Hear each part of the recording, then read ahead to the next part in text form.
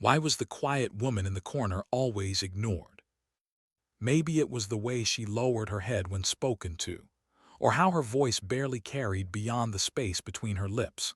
To most, she was just another face in the desert, another technician at Lone Eagle Air Base, a woman long past her prime who loaded ammunition and scrubbed spills when ordered. Forgettable. Invisible. But what they didn't know, what no one could be allowed to know, was that once she had led a unit whispered about in special operations circles. Once she had worn stars on her shoulders. Once her name had meant something. Now she was Morgan, General Nobody, the base's favorite target for mockery. The insult came suddenly, breaking the dull hum of the mess hall. "Hey, General Nobody, my coffee spilled. Clean it up." The laughter was immediate, sharp, and cruel.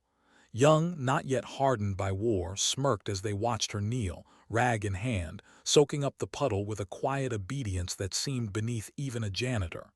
She didn't fight back, didn't flinch. Her hands moved with calm precision, though inside she felt the sting, not of their cruelty but of memory. They thought she was broken. They had no idea. Her sleeve slipped as she wrung the rag, revealing a scar etched deep into her wrist. Not an accident, not some workplace mishap. It was the deliberate groove left by flex cuffs that had bitten into her skin during interrogation in Syria 3 years ago, in a mission the world was never meant to know about. 9 of her people had died in that ambush. 9 names she still whispered every morning in secret. She kept her face blank, the way she had trained herself, because if they saw the fire in her eyes, the mask would crack, and her mask was survival.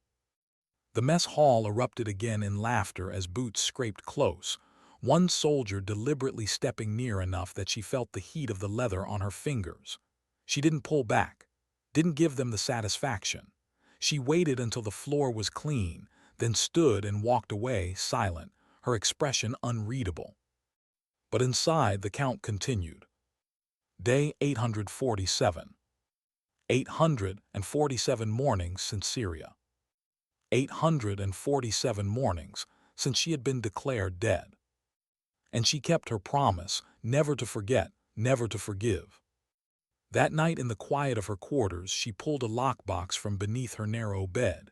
To anyone else, it looked like a box of photographs and keepsakes, but beneath the false bottom lay 9 badges, laid out in perfect formation. 9 shadow wolves. She lit a candle, against regulations, but rules no longer mattered when weighed against ritual. Her voice trembled as she touched each badge. David. One by one, the names passed her lips like prayers, binding her to ghosts that haunted every waking hour. I haven't forgotten, I won't forget. The flickering light carved shadows across her face, revealing the lines of age, of loss, of discipline. She should have been a name etched in marble alongside her fallen soldiers. Instead, she was here, alive but buried under a cover story so convincing it had almost swallowed her. Almost. Every morning before the base stirred awake, she ran. Miles along the perimeter road, her shoes crunching the gravel as the desert night slowly yielded to dawn. It was the only time she allowed herself to move with her natural precision, her old strength. At all other times, she walked slightly slouched, slower, weaker than she truly was, invisible by design. Walter Garrison, the 70-year-old guard who still manned the gate, always greeted her with the same gruff kindness. "Morning. Morning, Walter. Going to be a hot one today." He was one of the few who spoke her name, one of the few who treated her like a person. Maybe because, like her, he carried old scars. He had fought in wars the new generation couldn't imagine, and he recognized something in her silence that they mistook for weakness. But Walter didn't ask questions, and she didn't offer answers. Inside the hangar, the Apache loomed like steel predators under fluorescent light. Mechanics buzzed around them, checking systems, preparing for flights. Slipped back into her role, loading ammunition, quiet, efficient, overlooked. Nobody thought twice about the woman handling bullets. Nobody except him. ETA on Apache 2's ammo load. The voice carried authority, sharp and measured. She turned. A man she didn't recognize stood before her, tall, dark hair clipped close, blue eyes that studied her with unnerving precision. His uniform crisp, his posture flawless. The insignia, Lieutenant Colonel. 20 minutes, sir, she answered flatly. You're configuring a non-standard load. His tone wasn't accusation, it was observation. A ripple of unease moved through her. Few noticed the difference in ammunition patterns. Fewer still commented. Captain Blackwood requested it, sir, she said quickly, eyes downcast. He picked up a round, studying it. Most would go 3-to-1. You're doing 1-to-1. Interesting. Her heart tightened. He wasn't just an officer. He knew the weapons. He knew what she was doing. More effective against the specific threat profile, she murmured. He studied her for a moment longer, then gave a smile that didn't reach his eyes. Lieutenant Colonel, Intelligence Liaison. He extended a hand she did not take. And you are? Technical Sergeant Morgan, Weapons Systems. Carry on, Sergeant. As he walked away, her mind raced. Wasn't ordinary. He had noticed too much, and that made him dangerous. But the real fracture came later. She was finishing the load when another man approached. Weathered, confident, eyes carrying the burden of choices made under fire. Major James, one of only 3 survivors from Syria. Her chest tightened. She had tracked his transfer to Lone Eagle carefully. His arrival couldn't be coincidence. He moved around Apache 2 with reverence, his hand brushing the fuselage like a man greeting an old friend. His gaze fell to the customized ammunition pattern. He paused, recognition flickering in his eyes. Interesting load configuration, he murmured. She stayed silent, but inside alarm bells rang. He knew. Then, as she reached up to secure a latch, her shirt shifted just enough to reveal the edge of the tattoo on her lower back. An intricate pattern of interlocking triangles, the classified insignia of the Shadow Wolves. Only 12 people had carried it. 9 were dead. The coffee mug in his hand shattered against the floor. Their eyes met, his widened shock, disbelief, then recognition. Her heart pounded. She gave the smallest shake of her head, not here, not now. For a long second, neither moved. Then he knelt to pick up the broken pieces, hands trembling. His voice was barely audible. You're dead. They told us you died in Syria. She whispered back, eyes still cold, her face blank for any watching eyes. As far as the world is concerned, I did. And in that breathless moment, the mask cracked. The life she had buried for 3 years collided with the fragile cover she had built. Knew, and if he knew, everything was about to change. But was watching, and Morgan understood one truth: masks don't fall without consequences. What do you say when a ghost sits across from you? What words bridge the distance between life and death, between the memory of a comrade lost and the impossible sight of her alive? Major James asked himself that question as he watched her slip out of the hangar, her figure swallowed into the tide of technicians. He had seen it. The tattoo. The mark no one outside Shadow Wolves should have known existed. He had seen her eyes, too, eyes that told him not to speak, not to act, not hear. And yet his heart hammered with disbelief. For 3 years he had carried her death like a weight strapped to his chest. He had replayed that night in Syria 1,000 times, her blood spilling across the concrete, her body shielding him from the sniper's fire. The last look on her face, half agony, half command, go. She had died for him, at least that's what they told him. Now she was here, loading ammunition like a nobody, pretending to be invisible. But why? Morgan's walk back to her quarters was measured, careful. On the outside, she was a technician ending her shift. On the inside, she was fire and calculation, had recognized her. The tattoo made it unavoidable. The question wasn't if her cover had been cracked, it was whether she could contain the fallout. She counted her steps like she counted her scars. 12 strides down the corridor, 30 to the corner, a pause to check the angle of the surveillance camera, then on. Her every movement was a blend of disguise and discipline. Inside her room, she shut the door, exhaled for the first time in hours and pressed her palms against the desk to steady herself. Had seen too much, but he hadn't exposed her. Not yet. Her fingers traced the inside of her watch band where the tally marks scratched against steel whispered the truth of her days. 847 mornings. 847 prayers to the dead. She had promised herself she would remain invisible until the time was right. Now, the time was shifting beneath her. When she saw the broken pieces of the coffee mug, the trembling in his hands, she knew what she had to do. The signal was old, buried in the language of dead operatives, but it was still theirs. Roadside Eagle, 2100 hours. If remembered the code, he would come. If he didn't, then she would know the truth. The desert night stretched endless and vast, moved through it like a shadow, slipping out the perimeter fence at the faulty sensor she had mapped years ago.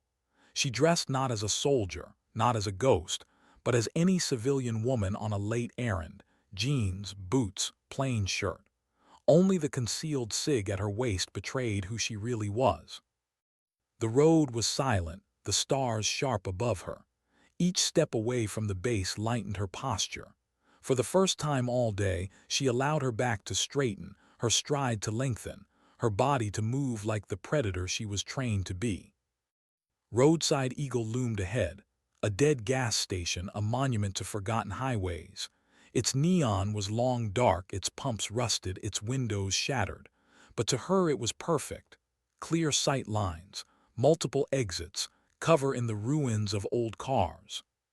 She entered from the back, scanning, checking angles, confirming no vehicles had been hidden nearby. Inside, dust-coated shelves where sun-bleached can still sat untouched. She chose a corner with a solid wall at her back, eyes on both doors, and waited. Patience was her oldest ally. At exactly 2100 hours, headlights crested the rise. A single vehicle slowed, turned, and pulled alongside the station. The engine cut off. Silence fell again, broken only by the soft tick of cooling metal. Footsteps, measured, cautious. The silhouette of a man framed in the doorway. "Hello," called softly. "Are you here?" "Over here." His voice was steady, stronger than she had allowed it in years. "Close the door." He obeyed, pushing the frame shut behind him. His phone's flashlight swept across the ruin, caught her face, and stopped. "My God," his voice cracked, barely a whisper. "It really is you." She gestured toward the two rickety chairs leaning against the wall. "Sit. We have a lot to discuss." He lowered himself into the seat as though it might vanish beneath him. His eyes never left her. He looked like a man seeing a ghost, but also like a man seeing a reckoning. "They told us you died," he said finally. "The report was the official story," she cut in. "I bled, yes, I fell, yes, but death was useful, so I let them write it." The truth hung in the stale air. Dragged a hand down his face, staring at her like he couldn't reconcile the woman before him with the memory of her falling in Syria. 3 years, you've been here, playing this role, all this time. 3 years deep cover, she confirmed. To find the traitor who set us up, to finish what was started that night. His face shifted, anger and disbelief mixing. "You think someone betrayed us. You think that wasn't bad intel." Her voice hardened, years of rage compressed into a single truth. "Shadow wolves didn't run on bad intel. Someone knew where we'd be. Someone made sure we wouldn't leave." He swallowed, processing, remembering the chaos, the gunfire from every angle, the way hostiles had moved like they were waiting. "You've been hunting them," he said slowly. "I've been living as a ghost," she replied. "Surrounded by children who mock me, officers who overlook me, a world that thinks I don't exist. For 9 graves, 9 names no one else remembers." The silence after that was heavy. His jaw worked, his eyes glistened, anger turning to something softer. For 3 years I thought you died saving me, that I carried you out too late. I've hated myself every day for that. I didn't do it for you, she said gently, though her eyes betrayed a flicker of something more. I did it because leadership means stepping into the fire when no one else can. He leaned forward, elbows on his knees, staring at her with an intensity that bordered on desperation. Why reveal yourself now? Why tell me? Because it's moving again, she said. The signs are aligning. Brooks reassigned suddenly, arriving with holes in his record. And you hear of all places, it's not chance, it's the same hand pulling strings. Frowned. 6-month gap in his service. Spotted in Ankara with a fixer tied to the men who ambushed us. And today, he noticed the ammo configuration, details only a specialist would catch. He's more than he claims. That's circumstantial, argued, but his voice lacked conviction. I've built this case for 3 years, she said firmly. This isn't chance, it's design. He sat back, silent, stretching. His hands trembled slightly. She knew that tremble combat memory, not weakness. Then he asked the question that struck her deepest. What happened to you? The woman I knew was fierce, yes, but she had light. She had joy. Her mask cracked for just a heartbeat. A flicker of pain, sharp and raw, crossed her face before she crushed it down. That woman died in Syria, she whispered. What's left is purpose. They stared at one another, the ghosts of who they had been pressing against the shadows of who they had become. Finally he nodded. I'll help you, not just for them, for you. She didn't thank him. She only nodded once, curt, professional. Then we begin, dead drops, old school, east side of the hangar behind the fuel tanks. We'll exchange intel there. First assignment, dig everything you can. He rose, adjusting his jacket like a man putting armor back on. Consider it done. But she looked at him. You're alive, he said, voice breaking slightly. And that changes everything. She didn't answer, she couldn't. As he left, slipping into the night, she felt the weight of her mask press back onto her shoulders. For 3 years she had carried it alone. Now there was a crack in its armor, and whether that crack would save her or destroy her, only time would tell. Across the desert, Lieutenant Colonel sat in the dark of his office, reviewing surveillance footage from the hangar.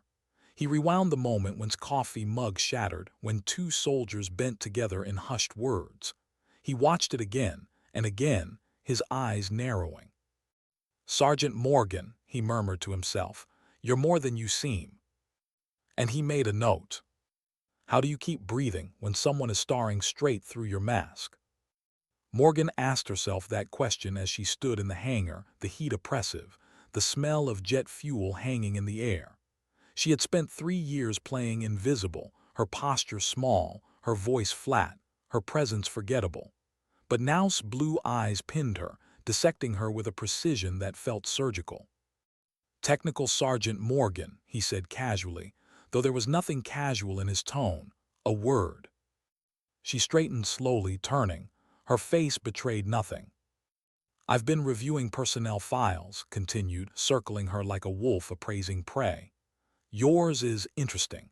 Transfer from Fort Rucker 3 years ago, specialized weapons training, exemplary record, and yet no commendations, no promotions, no upward trajectory. Any reason for that, Sergeant? She let the silence stretch, the way interrogators often did. Silence unsettled people, she knew it well. Finally she answered, her voice deliberately small. I requested this posting, sir. Family in the area. Family, repeated, tilting his head. And yet your file lists no next of kin, no emergency contacts. A faint chill ran through her, though she showed nothing. He was probing, testing. Estranged, she said quietly, adding just enough discomfort to sell the lie. He studied her hands. Interesting calluses for an ammunition loader, not from crates, from precision firearms, and that scar on your wrist. His gaze flicked to where her sleeve had slipped. That's not factory work, that's restraint. Flex cuffs, if I'm not mistaken. Her pulse thudded once, heavy. He was circling too close. I was military police before weapons systems, she said smoothly, letting a trace of defensiveness bleed into her tone. Close protection work. The reassignment wasn't my choice. For a long moment, silence again. Then smile returned, thin and humorless. Interesting career path. Carry on, Sergeant. I'm sure we'll speak again soon. As he walked away, she allowed herself a slow exhale. Wasn't suspicious. Suspicion implied doubt. He was certain there was more to her. He just hadn't decided what. Her timetable had accelerated. She had to act. By afternoon, sweat pooled under her uniform as industrial fans pushed hot air across the cavernous hangar. Kept her hands busy, moving from one Apache to the next, while her mind sifted scenarios like cards. Was watching. Every move now mattered. And then, salvation disguised as pretense. Sergeant Morgan's voice called out, carrying across the hangar. He stood by Apache 2, face unreadable. I need someone to check the targeting system calibration. Captain Blackwood says you're the most thorough. She understood instantly. A pretext, a cover to speak. Yes, sir, she said, her tone neutral. They walked side by side, distance carefully maintained. Only when they were shielded by the helicopter's bulk did his voice drop. I accessed secure file, he murmured. His hands moved across the console as though in inspection. There's something you need to see. What did you find? She asked, fingers busy on the targeting system. He was in Syria, whispered, during the same window as our operation, but not in any official capacity. His record lists a special access program. Code name, Obsidian Arrow. Her hands froze for just a fraction of a second. Then they continued moving. I've never heard of it, she said. Few have. CIA DoD Joint Initiative. High-value targets. Disbanded after a congressional inquiry into irregularities. His tone made the word taste like poison. What kind of irregularities? She pressed. Unauthorized militia partnerships, funding diversion, civilian casualties buried in reports. The words hit like cold steel. If it was tied to that, it wasn't just irregular, it was rot. Any direct connection to Shadow Wolves? She asked. Not in the file, but there's more, said, lowering his voice further. Has been requesting access to our after-action reports, the classified ones, 3 times in the past year. Her jaw clenched. That wasn't a coincidence. If he was digging, it meant he wasn't just a piece of the puzzle. He might be holding the missing one. Before she could reply, Captain Blackwood's voice cut across the noise. Sergeant Morgan, ammo inventory and secure storage. Colonel wants it done by end of day, personally. She masked her reaction, turning to Blackwood with bland obedience. Yes, sir, just finishing up. Her eyes flicked to once, the message wordless, this isn't random, was isolating her. His gaze answered, be careful. She gave the smallest nod, I always am. The secure storage facility crouched at the far edge of the base, a bunker of reinforced concrete with no windows and one heavy steel door. To most, it was just a vault of ammunition and records. To, it was opportunity. Walter Garrison stood at the checkpoint, his weathered eyes narrowing as she approached. Inventory duty, huh? He said, scanning her badge. Orders. That's right, she answered evenly. Walter shook his head. Man, been here 2 days and already making everyone jump through hoops. His voice dropped lower, conspiratorial. Too smooth, doesn't smell right. Her eyes flicked to him. Walter had survived long enough to trust his instincts, and if his instincts said was off, she filed it as gospel. Inside, the bunker was cool, clinical. Rows of crates, filing cabinets along the far wall, cameras unblinking from the ceiling. For the first hour, she did her job with mechanical precision. Counting, recording, moving along the rows in a steady rhythm that would look routine to any watcher. Only when her pattern was established did she act. At a crate near the filing section, her body blocked the camera's angle. A slip from her boot into her hand. 30 seconds. The cabinet surrendered. Her eyes scanned the folder labeled Operation Desert Talon. She memorized the details in minutes, imprinting every line into her mind. Target, Syrian, Iraqi border, same region, same local assets, nearly identical intel channels. It wasn't just, it was a mirror. Someone was recreating the ambush. The sound of the door closing behind her made her blood run cold. She turned slowly, stood there backlit by the corridor light. "Making progress, Sergeant." "Yes, sir," she replied evenly, halfway through. He stepped closer, examining her sheets.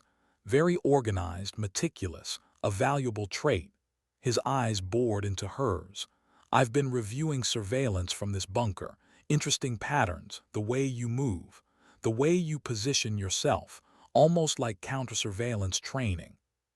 Her hand drifted imperceptibly toward her boot knife. He leaned in, voice lowering. "It's not easy to be invisible, Sergeant.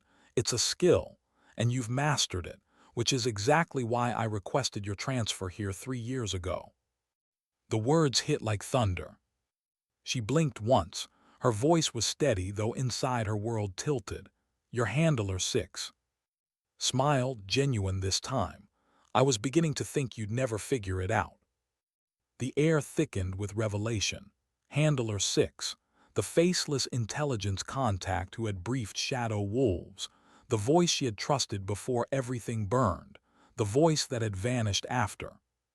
"You disappeared," she said, her tone razor-sharp. "The investigation said they couldn't find you." "By design," he replied. "I became inconvenient, so did you. Harrison knew you survived. He let the world bury you so you could work in the shadows, just as I did." She stared, her chest tightening with the weight of 3 years of suspicion, of grief, of hunting ghosts. "If your handler 6, then you know who betrayed us." "I have suspicions," admitted. "Not proof. That's what Operation Desert Talon is. A trap. We're feeding compromised intel. If the same hands move, we'll have our traitor." She studied him. The years had taught her to trust instinct above words, and her instinct said this man was dangerous, but maybe dangerous in the same direction she was. "Then we'll have our traitor," she said coldly. "No," he corrected. "We'll have them. This was always a joint operation, you inside, me outside, and now it's time." She kept her expression neutral, but inside something old and familiar stirred. After 3 years of humiliation, isolation, and pretending to be nobody, the hunt was alive again. But the thought pressed like a blade at her throat. Was really her ally, or the most skilled liar she'd ever met? Why did trust feel like a loaded weapon pointed at her chest? Asked herself that as she sat across from in the dim light of the bunker office, the walls sweating with old paint and the hum of a single lamp filling the silence. His eyes gleamed like a man holding secrets too heavy for anyone else. "You understand why you were left for dead," he said matter-of-factly, like he was discussing the weather. "The wolves couldn't survive on paper. Too many eyes, too much oversight. You had to disappear if you were ever going to finish the work." Her jaw tightened. 9 graves disagree. He leaned forward, elbows resting on the table, his voice lowering. "And I carry those names as well, Sergeant. Don't mistake necessity for cruelty. What happened in Syria was meant to burn the infection out. Instead, it spread. Someone fed intel straight into our enemy's hands. I was buried deeper, you were buried quieter, and the traitor lived on." She wanted to strike him, wanted to slam the knife she kept hidden into his throat and end the riddle of his riddles. But she forced her hands to stay flat on the table. "Why now?" she asked. "Why reveal yourself after 3 years?" "Because the window's opening again. Desert Talon is the bait. If the leak is still alive, they won't be able to resist. And when they move, we close the noose." She studied him in silence, measuring every flicker of his face. Words were cheap, but lies always had edges.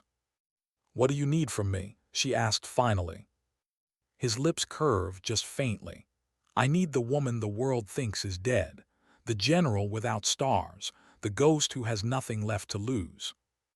The words hit harder than any insult ever had, because in them she heard truth. When she returned to her quarters, the candle still sat where she'd left it, wax hardened into rivers down the holder's edge. She lit it, the flame catching, shadows spilling across her wall. One by one, she whispered the names again. 9 voices, 9 ghosts. Her throat tightened. Tell me if I'm walking into another fire, she breathed, but the dead never answered. Was waiting at their dead drop the next evening, the east side of the hangar, fuel tanks casting long shadows under the moon. She slipped the folded paper into the rusted pipe, waited 2 minutes and walked away. He retrieved it, sliding his own message in return. Old methods, but old methods left no digital trail. When they finally met in person again, inside the gutted shell of Roadside Eagle, the tension cut sharper than broken glass. You're working with him, hissed, packing the cracked tiles. He could be the one. He could pull the trigger on Syria himself. I know, she said. Her voice was calm, but her chest felt hollow. But if he's Handler 6, then he's the only one who knows how deep this runs. We can't get to the bottom without him. Stopped packing, staring at her like she betrayed him personally. Do you trust him? Her eyes flicked to the dark. No, I don't trust anyone, not anymore. He stepped closer, voice lowering, raw. Then why let him near you? Why let him hold the same leash that strangled us? Her mask cracked just enough for the truth to slip. Because I need him, and because I'm tired of fighting alone. The silence that followed was heavy. His face softened, though anger still burned at the edges. You're not alone, he said finally. Not anymore, not if you let me in. Her throat constricted, but she nodded once, the smallest concession. Then we watch him together, every step. The days bled into each other, base life unchanged on the surface, mechanics wrenching, pilots laughing, the endless churn of heat and sand. But underneath, currents shifted, moved like a man threading invisible lines, briefing officers, drawing maps, preparing desert Talon with meticulous care. Played her role, the nobody, the technician, but behind the mask she absorbed everything, every movement of troops, every shipment of ammunition, every coded phrase in orders. At night she and pieced the fragments together. Desert Talon wasn't just a mission, it was a mirror. Same border region, same militia contacts, same operational windows. They're recreating the ambush, said, spreading the maps across the cracked counter at Roadside Eagle. His hands shook as he pointed to the coordinates. This isn't bait, it's a death sentence. If we walk into this, it's Syria all over again. His eyes narrowed. Unless we flip it, unless we let them think the fire is ours to burn, and when they strike, we strike harder. Stared at her. You're willing to gamble another unit's lives on this. Her voice was ice. I'm willing to gamble mine, not theirs, that's why we move first. But as she spoke the words, a shadow crawled at the back of her mind. What if wasn't baiting the traitor? What if he was feeding another slaughter? Her body remembered the weight of in her arms, the sound of his last breath, the way he had smiled just before the bullet tore through him. Every nerve screamed against walking blind again. And yet the mission demanded it. The night before deployment, she sat alone in the hangar, the Apache gleaming under the dim security lights. She ran her fingers along the smooth fuselage, whispering names into the silence. Walter's voice startled her. You always talk to the machines at night. She turned, the mask sliding into place. Just habit. He studied her with those old, weathered eyes. Habit looks a lot like prayer. She didn't answer. Walter stepped closer, lowering his voice. You've got the look, same look we all get before a mission that feels wrong. Her chest tightened. You've seen that look before. Too many times. Men walking into traps thinking they're hunting. Don't ignore it. The gut's smarter than the orders. His words stuck like nails in her ribs, because her gut screamed. and yet's plan demanded silence. The next morning gathered them in the briefing room, maps glowing on the screen. His voice was crisp, sharp, every syllable crafted. Operation Desert Talon, insertion at 300 hours. 2 Apache providing air cover, 4 ground teams moving along the border. Objectives: intercept convoy, recover classified materials, neutralize hostiles. Standard rules of engagement. But understand, intel suggests this is coordinated. Expect resistance. Sat at the back unnoticed, her eyes fixed not on the maps but on his face. He spoke with the ease of a man who believed himself in control, but she saw the flicker, just once, a shadow crossing his features when asked about contingency plans. It wasn't fear, it was anticipation. And Morgan knew, with a clarity that chilled her, that something was coming. As the briefing ended, she rose with the others, her body moving with the slow pace of invisibility. But inside, her mind was fire. She had walked into an ambush once before. She would not let it happen again. If was a trap, she would spring it her way. If was the only ally she had left, she would trust him with her life. And if the ghosts of the shadow wolves demanded her blood to finish the hunt, then so be it. The desert waited. Why did the desert feel like it was holding its breath? The question sat heavy in his chest as the convoy crawled out under cover of darkness, tires crunching on gravel, engines muffled to low growls.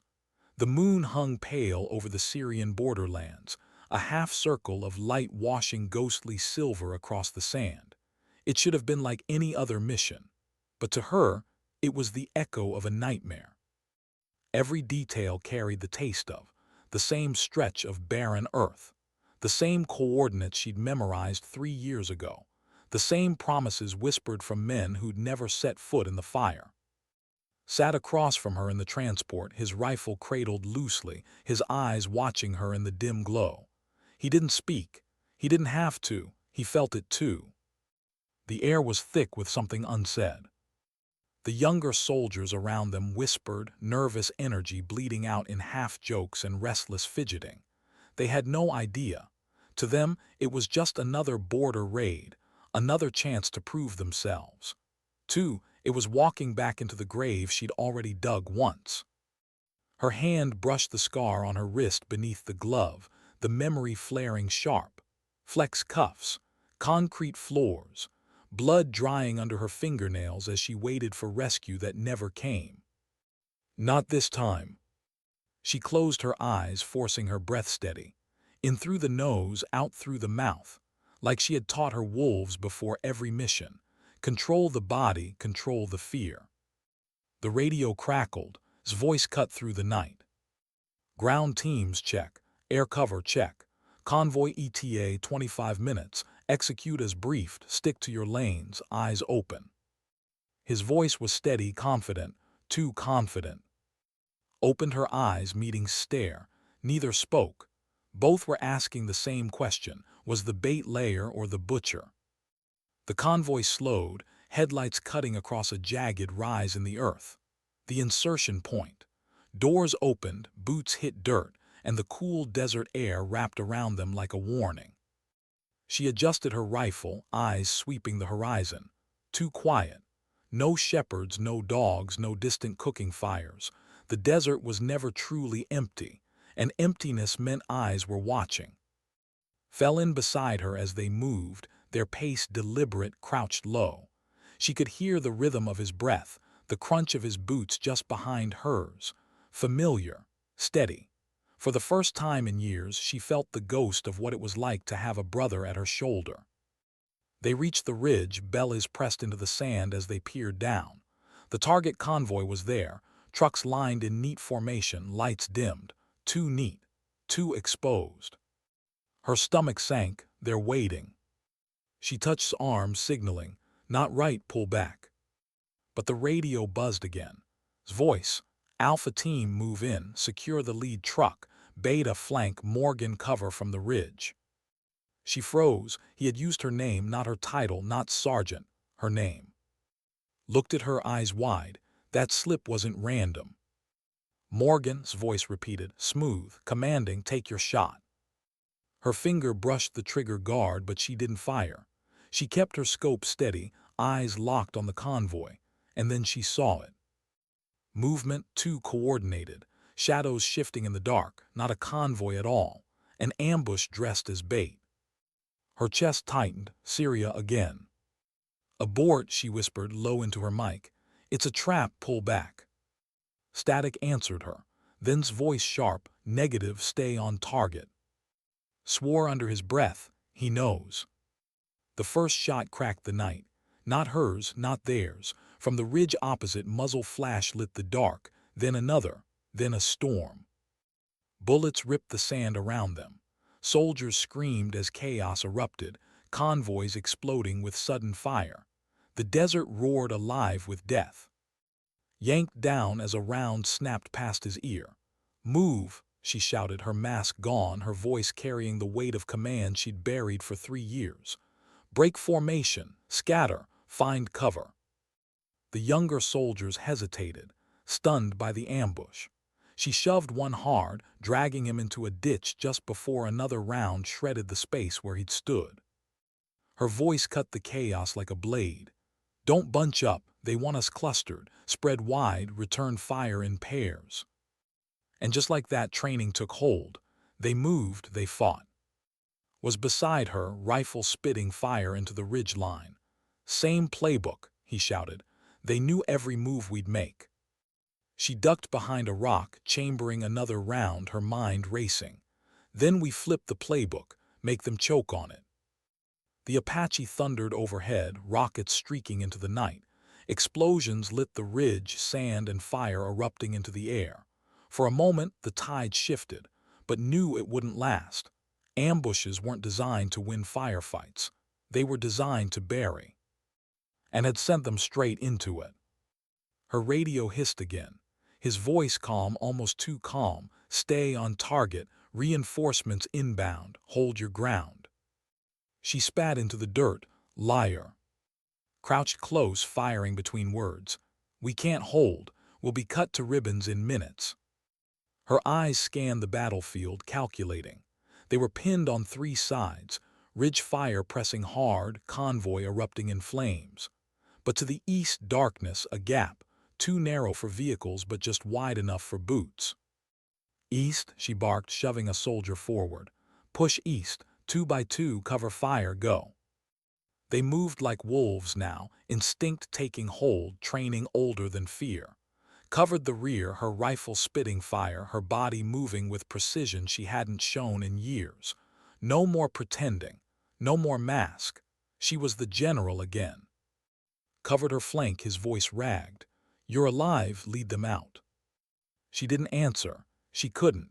Her focus was razor sharp, her body a machine built for survival.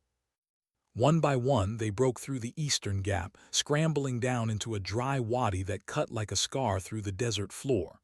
Cover, shelter, a chance. When the last man stumbled in, panting, bleeding, she dropped beside him, chest heaving. Sand clung to sweat on her face, blood streaked her sleeve.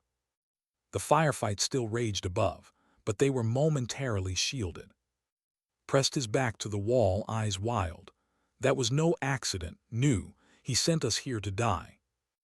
Wiped the grit from her eyes, her voice low but steady. Or to watch who lived. Shook his head. You can't still think he's your ally after this. She stared into the dark, the weight of 9 ghosts pressing against her.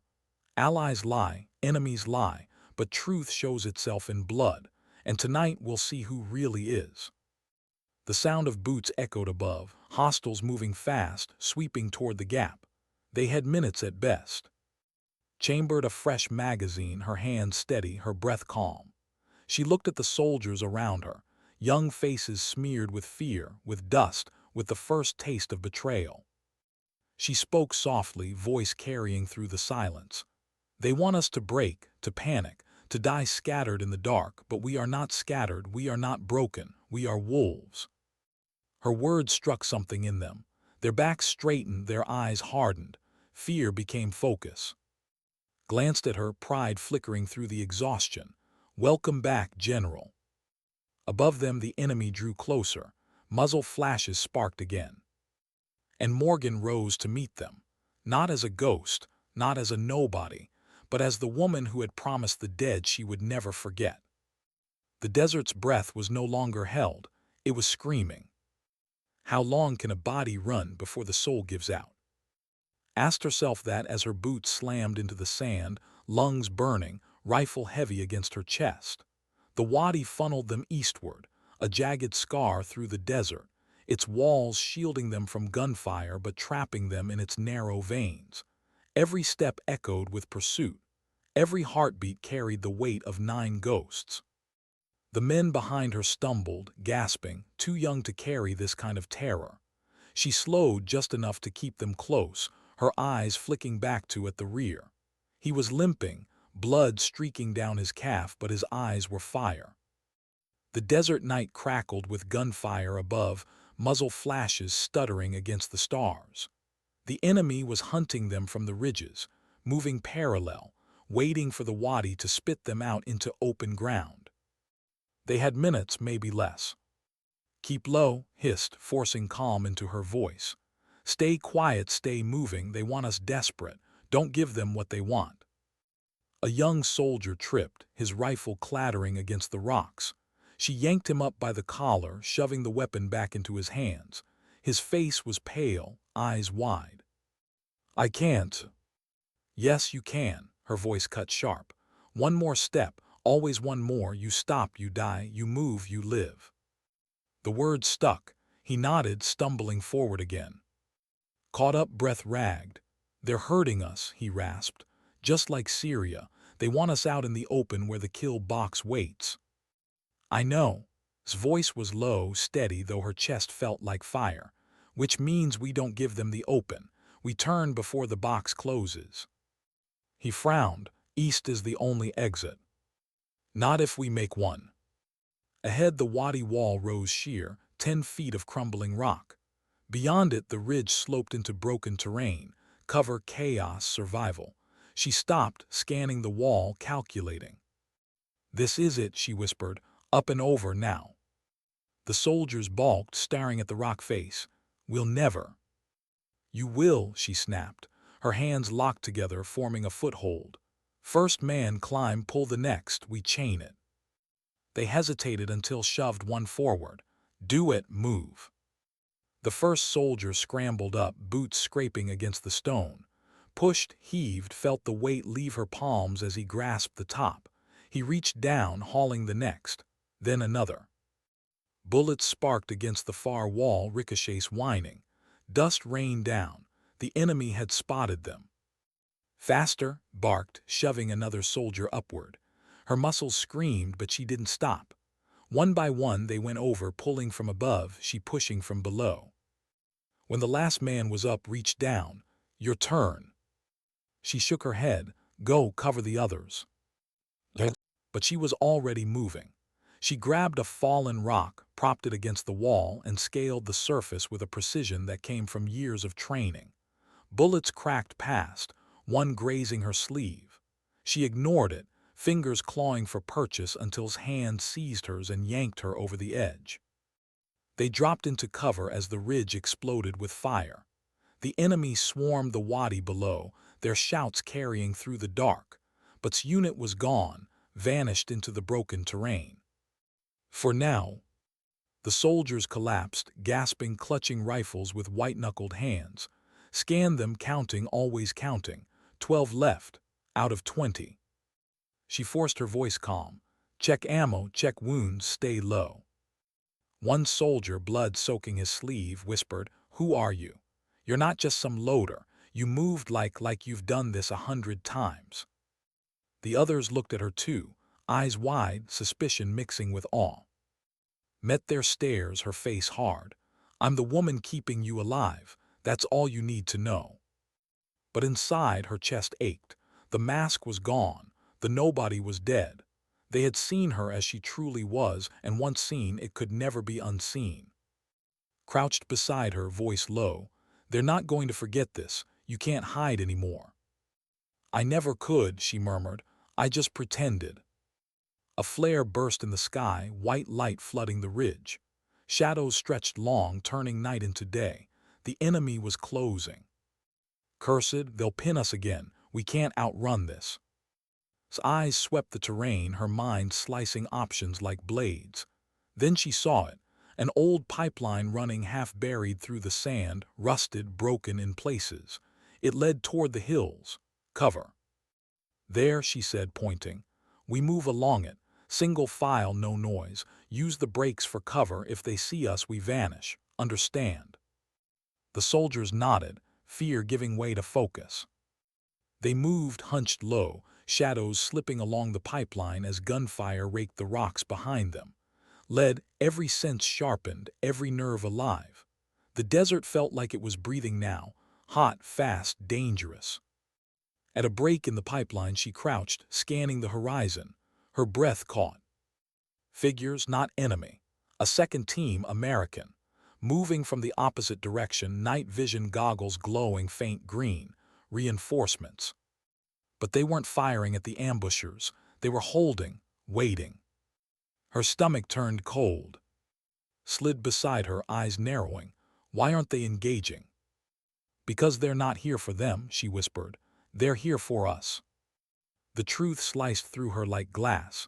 This wasn't just an ambush. It was a cull. Someone wanted every loose end tied, and she was the loosest of them all.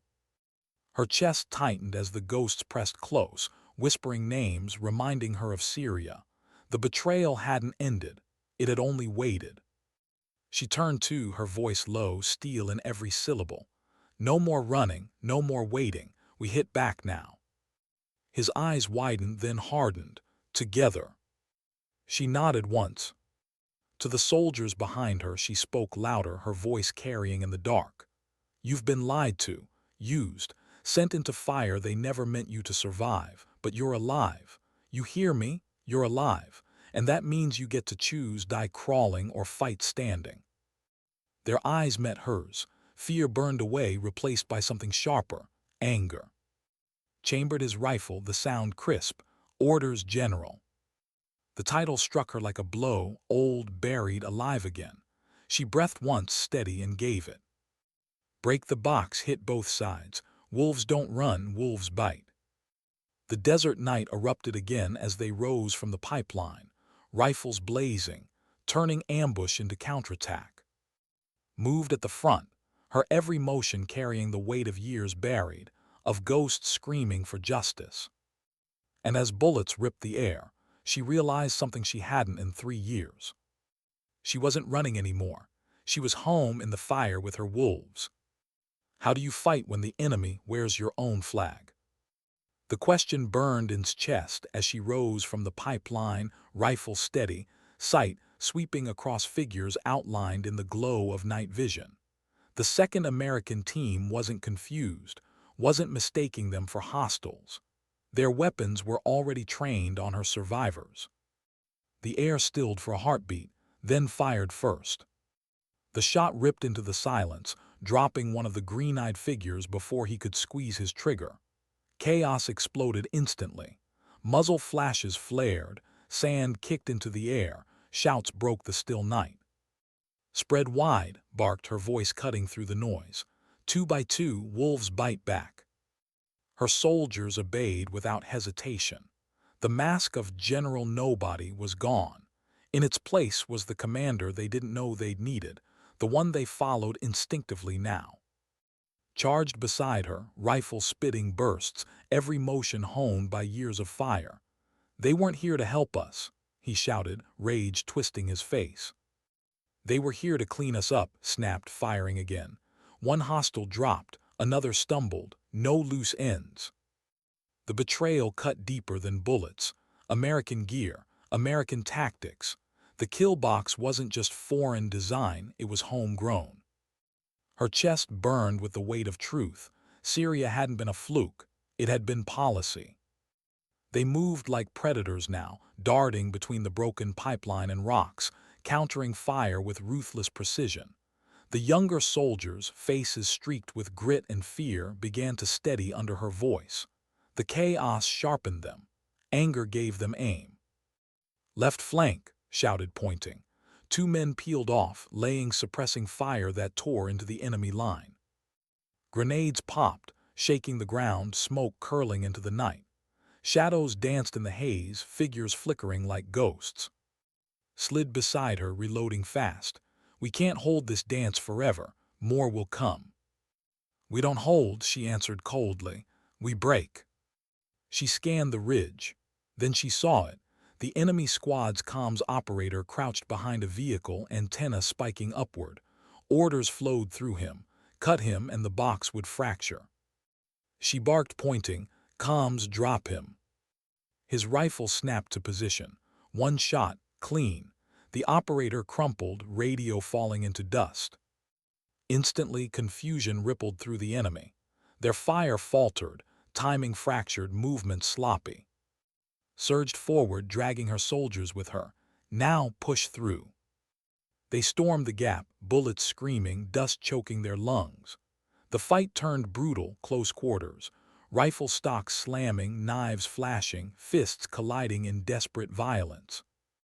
His world narrowed to instinct. A hostile lunged at her, blade gleaming. She caught his wrist, twisted, drove her knee into his ribs, then slammed his head into the pipeline. He fell limp.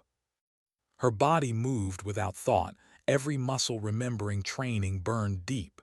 She was no technician, no forgotten ghost. She was what she had always been, a predator built for the hunt. The last hostile broke and ran, disappearing into the dunes. Silence dropped heavy, broken only by panting breaths and the ringing in their ears. Her soldiers stood around her, bloodied, shaken, but alive. 12 went into the fight. 9 stood now.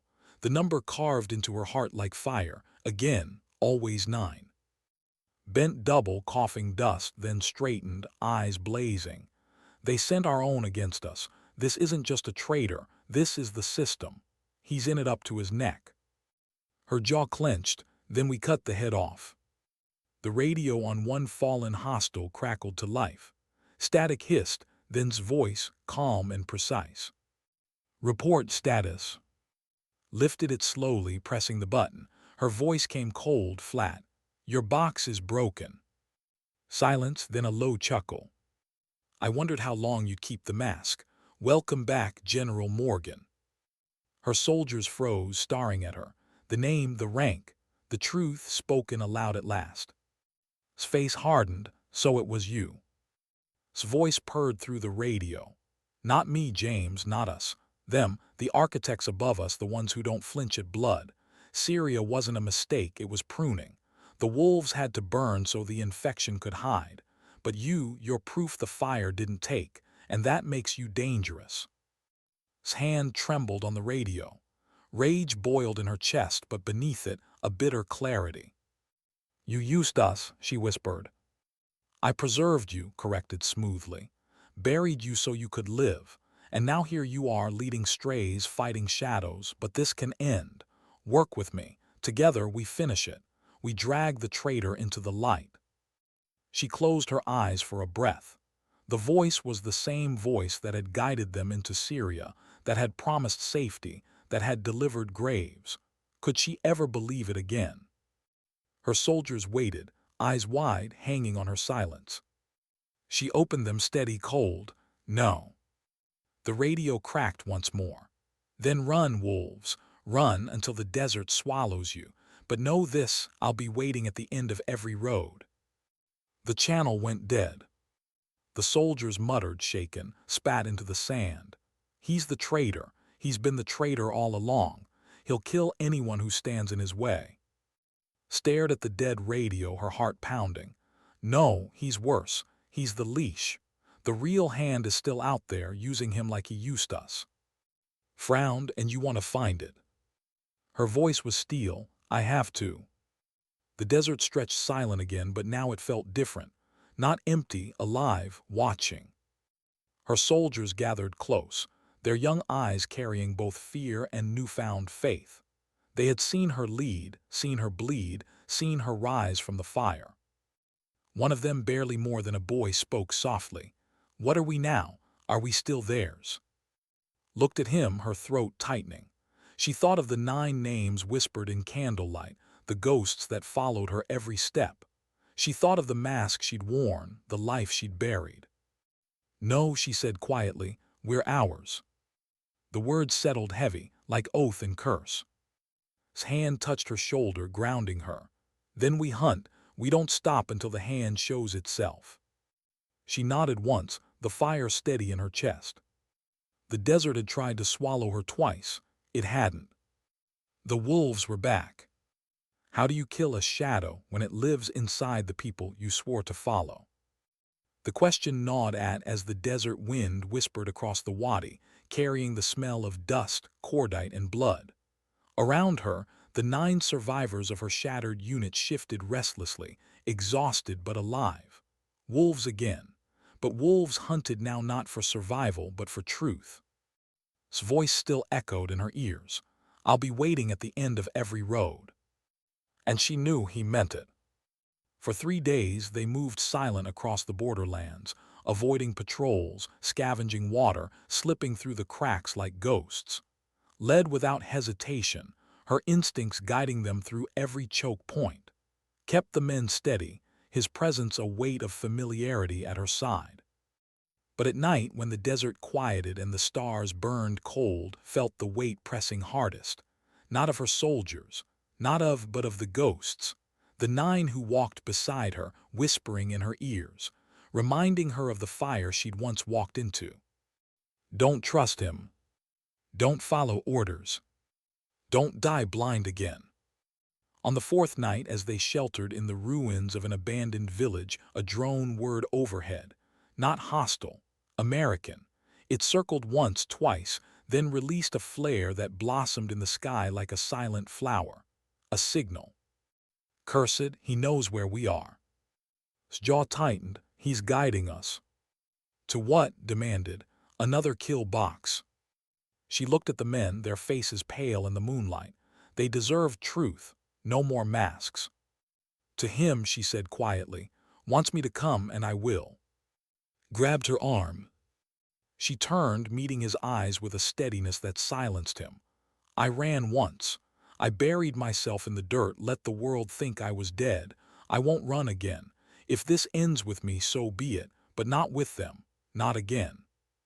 His jaw worked, pain and rage twisting across his face, but he said nothing. He only nodded.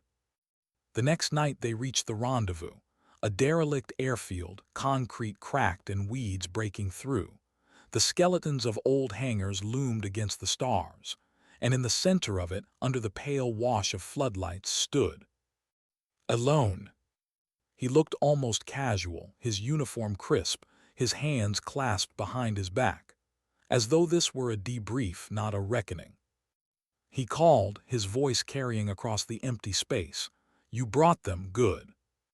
She stepped forward, rifle steady, soldiers fanning behind her. Walked at her shoulder silent, his weapon ready. "Drop the performance," she said coldly. "What do you want?" Smile flickered. "The same thing you do, the truth." Her grip tightened on the rifle. "You fed us into fire twice. And yet you live. Twice," he countered smoothly. "Don't you see, we are not victims. We are the crucible. They burn us because they fear us. Because we are the only ones willing to walk into the fire and come back with names." Spat into the dirt. "You call that survival, you call that loyalty. You're nothing but a butcher hiding behind words." His eyes flicked to him, then back to, "You're angry, understandably, but think, Syria, Talon, who survived, you, him, me. Do you really think that's chance? No, it's design. The infection cut deep into the command structure. You and I, we were meant to be the knives, and we still can be." He stepped closer, his voice softening, almost tender. "Join me. Together we find the hand behind it. We gut it from the inside, or keep fighting shadows until your wolves bleed out one by one. What's it going to be?" The silence stretched. Her soldiers shifted uneasily, eyes darting between her, and his hand hovered near his trigger, his body tense as a coiled spring. And stood in the center, the ghost screaming in her ears. She thought of his laughter, of steadiness, of his last smile, of 9 graves filled with promises broken. Her chest ached. "Tell me one thing first," she said, her voice quiet. "That night in Syria, who gave us up?" His face hardened, the smile fading. For the first time he looked old, tired. "I don't know," he admitted. "Not for certain, but I know where the trail leads. Langley, Joint Command, a name buried deep. I've been chasing it as long as you." Searched his eyes for lies, for truth, for anything. All she saw was hunger. Slowly she lowered her rifle. The soldiers behind her shifted, stunned. Tensed, fury sparking in his eyes. She silenced him with a glance. Then she took 3 steps closer to. Close enough to see the sweat at his temple, the twitch in his jaw. Close enough that her voice was almost a whisper. "You're right about one thing," she said softly. "I am dangerous." Her hand moved like lightning. Not the rifle, the knife at her waist. It flashed upward, pressing against his throat before he could react. His eyes widened, shock flickering across his composure. Her voice was ice. "And I don't need you to hunt shadows. I already found one." For a long second, silence. Then moved, pressing his rifle into his chest. The soldiers encircled him, their eyes hard now. No longer children, wolves. Chuckled softly, though the blade nicked his skin. "So this is it. You'll cut me here and think it ends." His hand trembled. Rage screamed for blood. Justice demanded it. But another voice, softer, steadier, whispered inside her. The voice of the dead. Killing him here would end one man. But the infection ran deeper. If she became executioner, she'd bury the proof with his body. Slowly she lowered the knife. "No," she said quietly. "I won't kill you, not yet. You're going to talk, every name, every hand. And when the world sees it, when they know, your masters won't have shadows left to hide in." His smile returned, thin, mocking. "And you think the world cares?" She met his eyes, steel in her voice. "I don't care if they care. I care that the wolves will know. The dead will know." She gestured to cuff him. Moved fast, binding his wrists tight. The man didn't resist. He only smiled, as though the game still belonged to him. But felt no victory, only weight. The survivors gathered, eyes fixed on her, waiting, expecting. She looked at them, dusty, bloodied, alive. Too young to carry what she carried, but carrying it now all the same. Her throat tightened. She spoke softly, but her words carried in the silence. "You want to know what we are? We're not theirs. We're not shadows. We're wolves. We bite when they try to cage us. We endure when they try to bury us. And we remember, always." The men straightened, their faces hardening with something more than survival, with identity, with belonging. Stepped back, the night air sharp in her lungs. She had not won, not yet, but for the first time in 3 years she hadn't lost. Later, when the fire died down and silence returned to the desert, she sat alone outside the ruined hangar, knife in her hands, candlelight in her memory. 9 names whispered again, one by one. Her voice cracked, but she kept going, every syllable a promise. When she finished, she looked at the horizon. Dawn was breaking, the sky bleeding pale gold across the dunes. Stepped out limping, his face lined with exhaustion. He sat beside her without a word. For a while they just watched the light grow. Finally he asked, "What now?" She didn't answer immediately. Her fingers traced the edge of the knife, her eyes fixed on the rising sun. "Now," she said softly, "we hunt." And as the desert blazed with morning, Morgan understood the truth that would follow her until her last breath. Sometimes dignity doesn't speak, it simply acts.